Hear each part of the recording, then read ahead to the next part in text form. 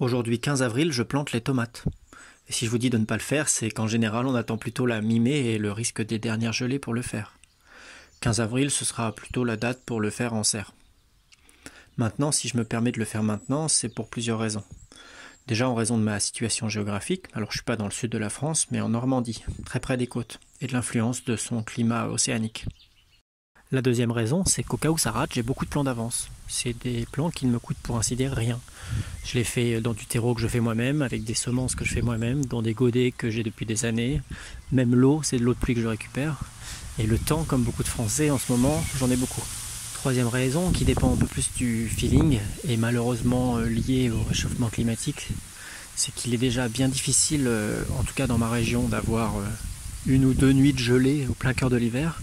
Ce serait vraiment pas de chance que j'en ai maintenant à partir du 15 avril. Mais des gelées sont encore possibles et la destruction de ces plants de tomates est encore possible. Ça concerne qu'une planche et une dizaine de plants. Je vais continuer à implanter des plants de tomates tout au long de la saison. Bon, pour la plantation des tomates en tant que telle, il n'y a pas de grand secret. Ceux qui sont allergiques à l'enfouissement des matières organiques, fermez les yeux. J'enterre des orties dans le trou. L'intérêt d'arroser en grand comme ça avant la plantation, c'est que ça va favoriser l'apparition de racines en profondeur.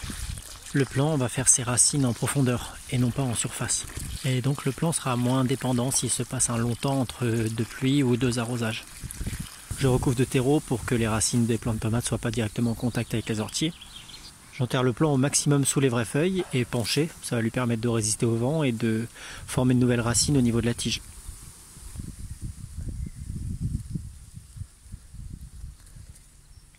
Enfin, je paille le plant pour lui tenir chaud et toujours dans l'objectif de garder au minimum l'humidité de la terre.